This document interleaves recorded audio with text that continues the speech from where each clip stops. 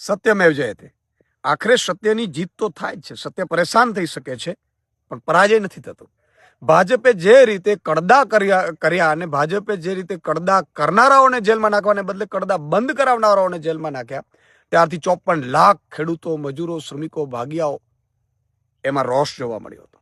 અને ભાજપે જે રીતે જલિયાવાલા બાગમાં અંગ્રેજોએ જલિયાવાલા બાગ આખો પૂરી અને જે ગોળીબાર કર્યો હતો અને અત્યાચાર કર્યો હતો, સેમ એવો જ અત્યાચાર હળદરમાં, જ્યારે હળદરના આખા ગામ ઉપર ચારે બાજુથી પોલીસને ઘેરાવડાવીને લાઠીચાર્જ કરીને ઘરમાંથી કાઢીને ખેડૂતોને મરાવડાવ્યું હતું.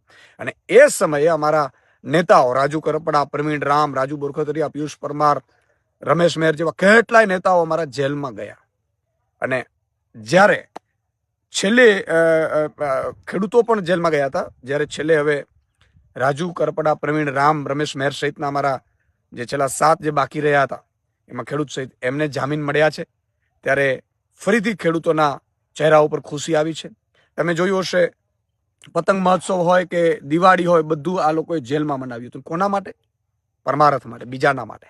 આ જેલ જે ગયા છે આ નેતાઓ, એ લોકોના અવાજ માટે ગયા હતા. અને ભાજપે ષડયંત્ર કરીને વધુમાં વધુ જેલમાં રહે એવા પણ પ્રયાસો કર્યા. ક્યારેક આયુ હાજર ન રહીએ, ક્યારેક ચાર્જશીટમાં ન મૂકે, ચાર્જશીટમાં દિવસો કાઢે ને અદાલતો પાસે દિવસો માંગ્યા કરે. અમને ખબર હતી કે તમે જેલમાં નાખવાના તમામ પ્રયાસો કરશો, પણ આખરે જીત તો સત્યની થવાની છે, બંધારણની જીત થવાની છે. અને આખરે અમને જામીન મળ્યા છે. હું તમામને અભિનંદન પાઠવું છું.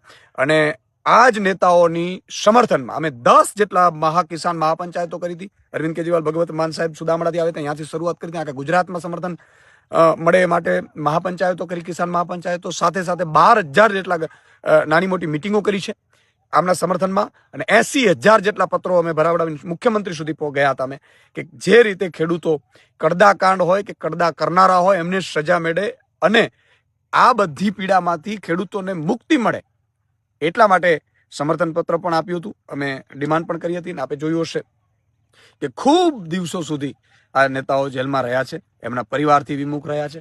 હું ખેડૂત આગેવાનો, ખેડૂતના દીકરાઓ અને ખેડૂતોને વિનંતી કરું છું, તમારા માટે લડનારા યોદ્ધાઓ ફરીથી આવે છે, ફરીથી તમારી વચ્ચે આવશે.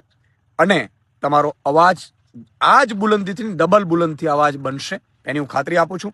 તમામ જેટલા પણ અત્યાચારો ભાજપે કરવાના હતા કરી લીધા છે. આ એક પણ નેતા ડર્યો નથી અમારો.